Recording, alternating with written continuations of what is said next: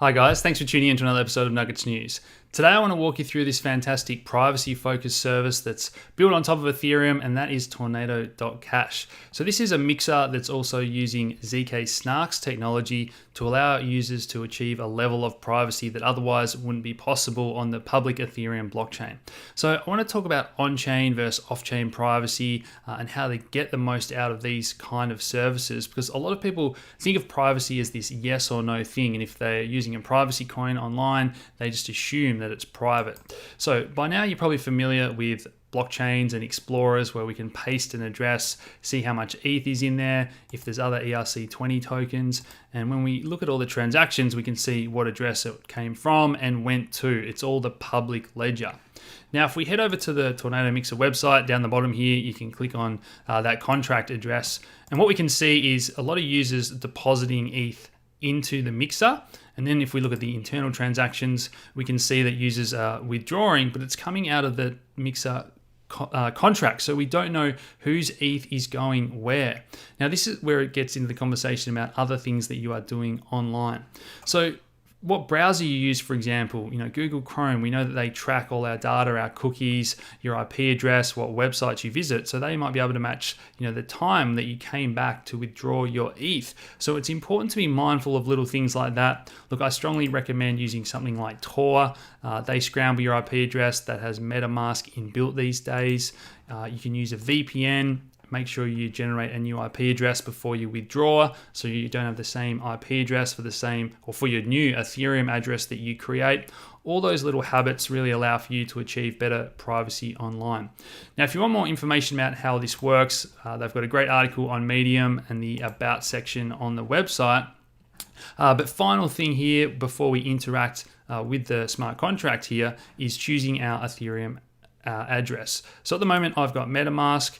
If you're a more advanced user and you want to achieve that really high level of privacy, make sure you connect to your own full node. Again, that way you're just not relying on a third-party service that is maybe tracking everything online. It depends how paranoid you want to be. The average user might not have to worry about all this stuff, but just good things to be aware of. So at the moment, they're only allowing 0.1 ETH. They're going to increase that in future. Looks like they want to add DAI as well, and maybe other ERC20 tokens. As long as there's users that are depositing and mixing that up, then it allows for that anonymity set there. So let's just click on deposit, and it's going to ask me to make sure I've clicked to copy this note.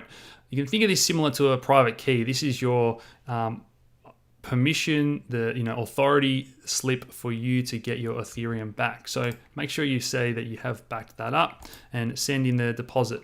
Now it's going to ask me to sign this transaction. Let's click on confirm.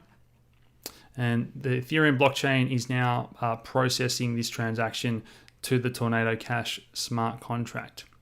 Now, this shouldn't take too long to confirm, and then the next step is to paste that note in the withdraw section here.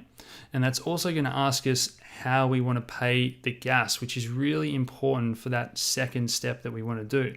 Because if we pay the gas from our initial Ethereum address, they can link that. They know, who's paid the gas, just another way to break the chain of traceability online.